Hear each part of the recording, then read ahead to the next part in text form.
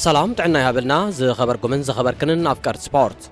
نلومي سولوس 4 ميازيا كلتشن 23 إيرتراوي أتلت برهانة أجاي أبدقو دبوب كوريا سمو كليعو إيرتراوي تقلدماي بنيام جرماي كابسك أقيمه سيتدحينو تشيلسي نأسلتانيا جرام بوتر السنة بيتاتو قطري أبزي عامة سبورت كاب سرحوم استبارروا أسلتنتي 10 تخلت بتسحو وقاتكيت أرسنال وانشا بريمير ليج كتلعللو تسفا تنبير لزل قطم سمع عريقو جرمناوي تعواتي وانش عالم سألي لبسي زي تخدنت بعل تبيتو زرقحو أب بوندسليغا جرمن حدا دقافي أب ستاديوم هيوة تسينو قطمات بريمير ليج لو من صباحن كغتسليو زبلو أرستات كندسسينا كتكتاتولونا بغبرنا عدمكم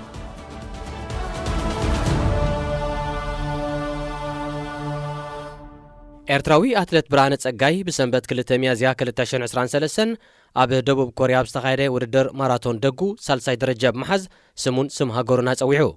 أبزي العلي 15,500 تساتفتي استرخبوا الودر إثيوبياوي ملكيسا منقشة بكل التساعتات 6 دقائق 4 كاليتات قدموا أب مزازم ريبن كبتصحن كله ب11 كاليتات استفنتته كينياوي ستالين بيت كيبروتيج كالاي ترتا برهانة أجاي دما بتوسع 11 كاليتات دحيرو سالساي ترتا تسرعهم بزيكا برهانه كال إيرتراوي أولمبيكاوي أتلت قويتهم كفلب وجنو كاب تعواتي ميلكيسا بحد دقيقة 25 كاليتات دونكي شاي درجة حيزو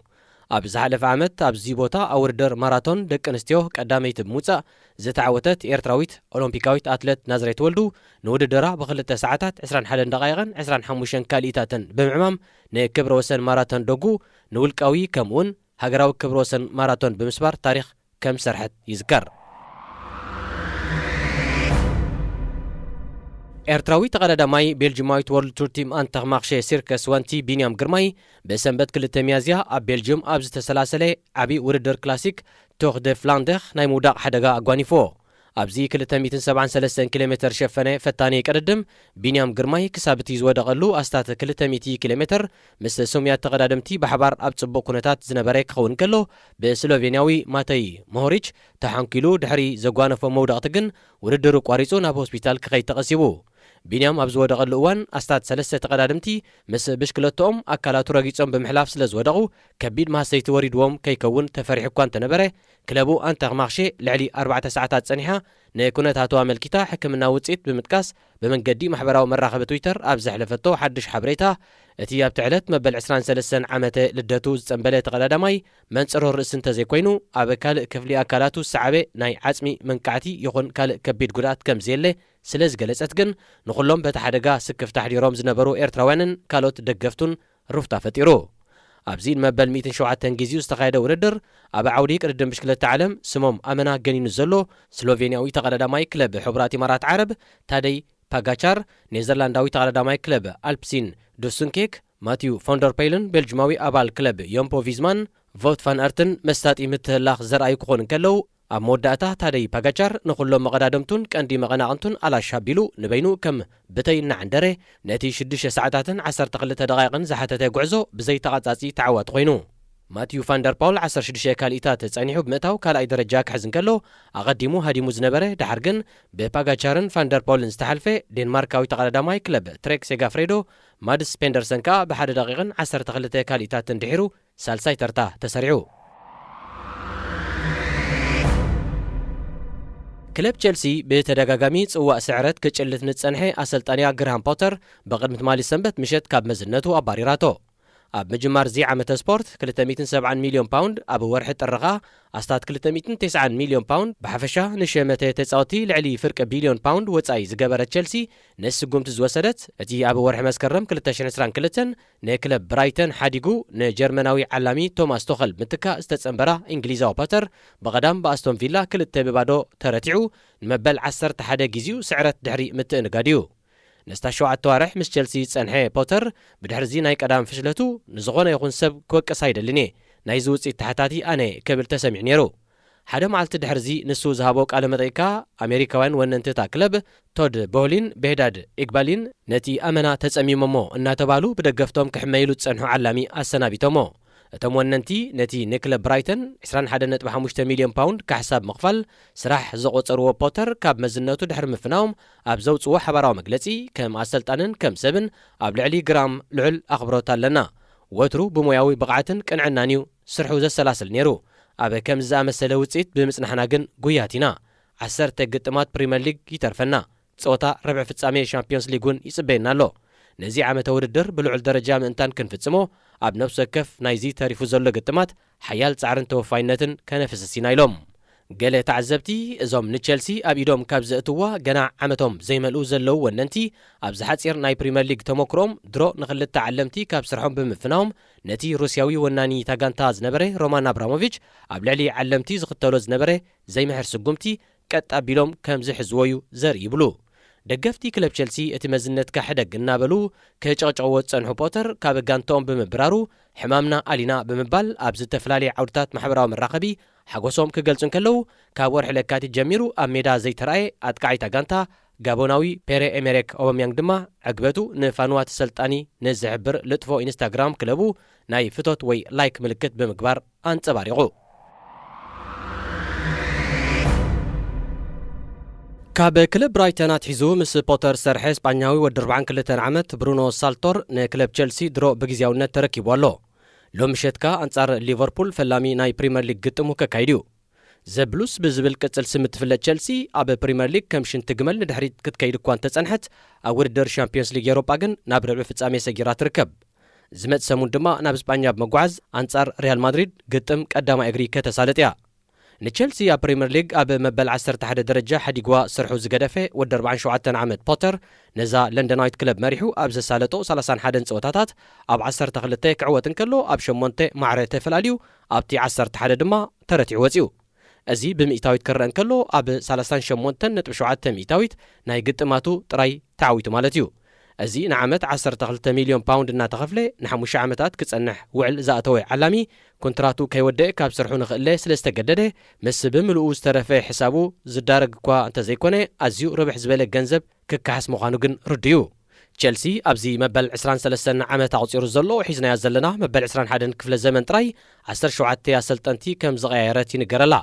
በዚ ምኽንያት ድማ ከይኮነ ኣይተርፍን መንበር ኣሰልጣኒ እታ ጋንታ ብብዙሓት ከም ነበልባል እሳት ዝግለጽ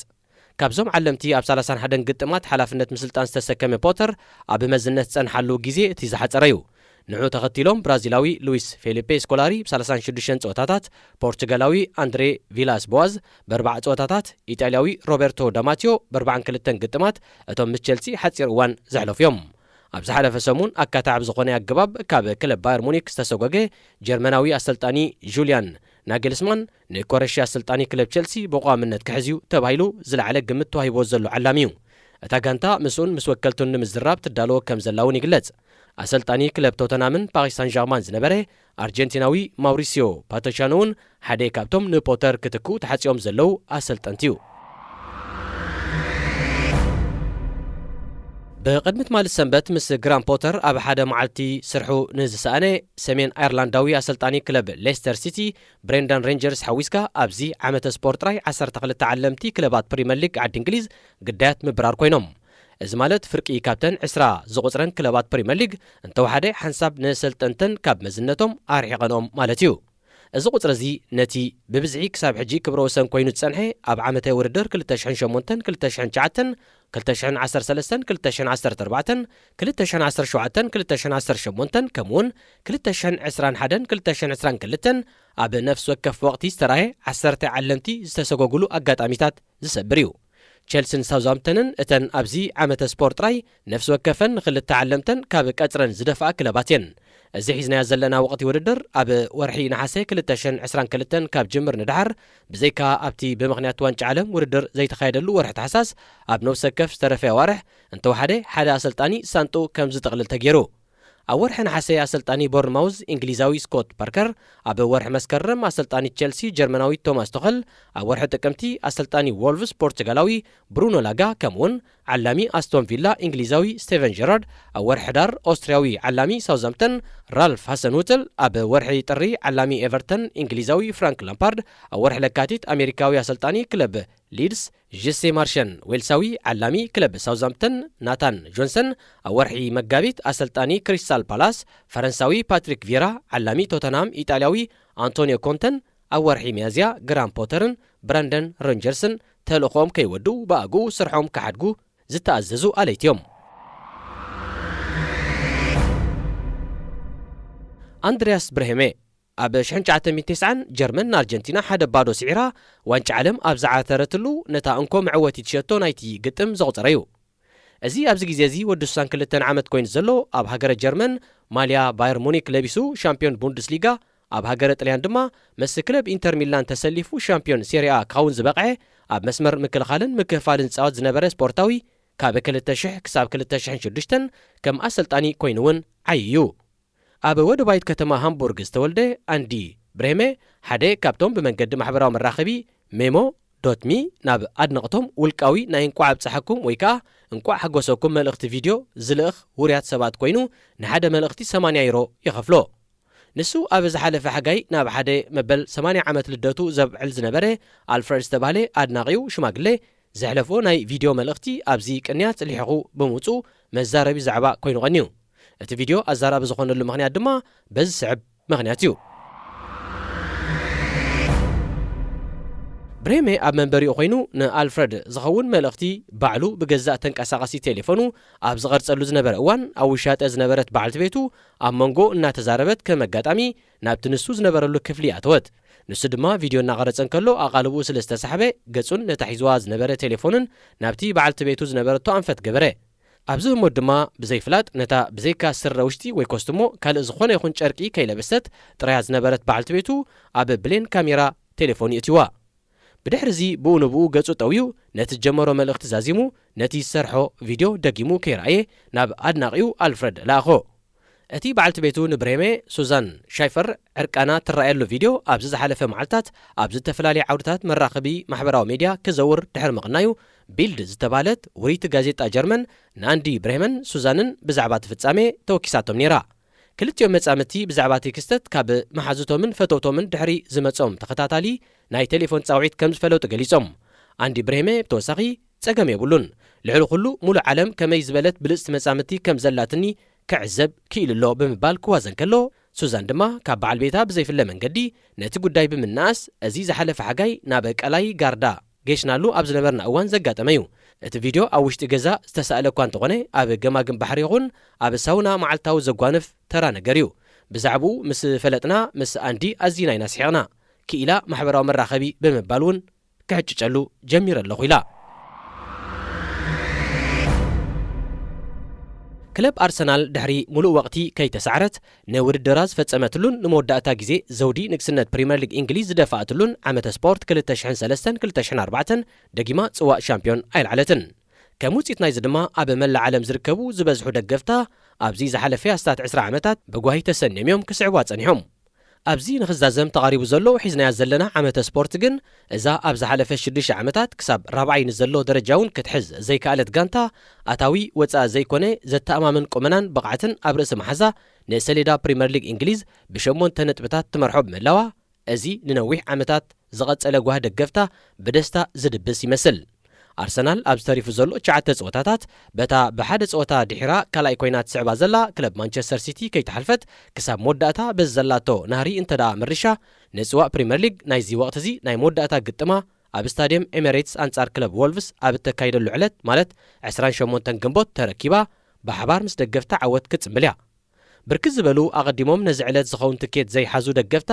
ኣብዚ እዋን ኣብ ልዕሊ ጋንቶኦም ልዑል ዝኾነ ርእሰ ምትእማን ናሕዲሮም ብምህላዎም ናይዚ ታሪኻዊ ዕለት ድማ ተሳተፍቲ ንምዃን ነቲ ድሮ ኣብ ክለቦም ተሸይጡ ዝተወድአ ትኬት ብኻልእ ዝተፈላለየ መንገድታት ንምርካብ ኣብ ሃድን ተዋፊሮም ይርከቡ።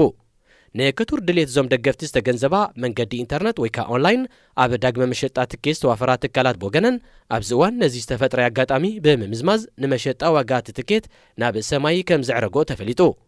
ዋጋ ናይ ትኬታት ዝተፈላለየ እኳ እንተኾነ እቲ ዝኸበረ ተባሂሉ ተጠቒሱ ዘሎ መእተዊ ትኬት ዋግኡ ክሳብ 53,000 ፓውንድ በፂሑ ኣሎ። እዚ ትኬት እዚ ኣቐዲሙ ብመንገዲ ክለብ ኣርሰናል ብ131 ፓውንድ እዩ ናብ ዕዳጋ ወሪዱ። ዘጋነርስ ወይ ከዓ መድፈዐኛታት ዝብል መፀውዒ ዘለዎም ኣርሰናል ብሕጂ ዝተርፎም ፍልሚያ ምስ ክለባት ሊቨርፑል፣ ዌስትሃም፣ ሳውዝሃምፕተን፣ ቼልሲ፣ ኒውካስል፣ ብራይተን፣ ኖቲንግሃም ፎረስትን ወልቭስን ክኸውን ከሎ ናይ ቀረባ መተላለቕታ ሲቲ ድማ ኣንጻር ሳውዝሃምፕተን፣ ሌስተር ሲቲ፣ ፉልሃም፣ ዌስትሃም፣ ሊድስ፣ ኤቨርተን፣ ቼልሲን ብሬንትፎርድን ክትራኸብ እያ። ብዘይካዚ ዝተጠቕሰ ግጥማት ክልተን ጋንታታት 26 ሚያዝያ ኣብ ስታድየም ኢትሓድ ንሓድሕደን ክቃለሳየን። ውድድር ኩዕሶ እግሪ ፕሪምየር ሊግ ሎምን ጽባሕን ምሸት ብዝቃንዑ 6 ግጥማት ክቕጽል እዩ ሎሚ 3:45 ምሸት ክለባት ቦርንማውዝ ምስ ብራይተን ሌድስ ዩናይትድ ምስ ኖቲንጋም ፎረስት ሌስተር ሲቲ ምስ ኣስቶን ቪላ ሰዓት 10 ምሸት ክለብ ቼልሲ ኣንጻር ሊቨርፑል ክፋልማ እየን ጽባሕ ሰዓት 10 ምሸት ካ ማንቸስተር ዩናይትድ ኣንጻር ብሬንትፎርድ ዌስትሃም ኣንጻር ኒውካስል ግጥም ተሰሪዕሉና ኣሎ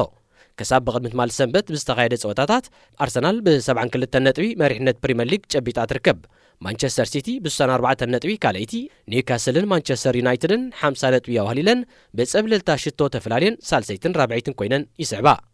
توتنهام برايتن برينتفورد ليفربول أستون فيلان فولام دما كاب حمشاي كساب 10 زلو درجة زحزا غانتاتين أتكاي مانشستر سيتي نرويجاوي إيرلينغ هالاند ب28 جولات نوردر بولس أمزغاب شتو بعبلال النت كمرحن كلو كالاين سالساين كوينوم دحريو تساريعم زلو إنجليزاوي أتكاي كلب توتنهام هاري كينن أتكاي كلب برينتفورد ود هاجرو إيفان تونن دما بقدم تختل 21 كمون 10 شتوتات أتصحفو مالو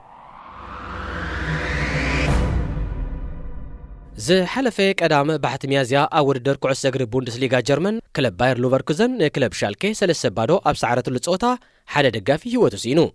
أتي نتي أب أوان النت كلب شالكي ستاديوم فلتنس أرينا سكايد زنبري قدم نخعزب أب دوباوشا نخنايت ميدا سترخب دقافي صوتا نخفتسم حيدة دقائق مسترفويو بهاندبت ونوسحيت وديغو أبت ستاديوم زنبرو سمو يحكمنا تغلاتيفون بمرداء هيوتون مدحان سعرتات تاكايدم كوان تنبرو سعرهم فريق كم زي هابقن أفالاتي مدبات نايت ستاديوم دحري حاتير وان أبت ميدا نزنبرو تعزبتي بمقول حدمتي أبزعلفو حاتيرني حزن ملختي أرديو أبت علاتتي كابك عس أجر زعبي قداي كم زقات أمي زتقصا كلبات شالكن باير لوفركوزنن ببوغنن أبز زوجأوه علاو مقلتي بيت زقوانا فموت نايتي تعزبي حزنن بمقلت نسدرا بيتن فتوتن صنعت تمنين زي خبركم من زي خبركن ساعات مدبنا نلومي أداليناو زنبرنا سومناوي مدب سبورت تفتسيمولو أبز غطس السمون بغالي استفلالي تحستوتات كن الرغبينا نقول لنا ببزلنا سلام انتعنان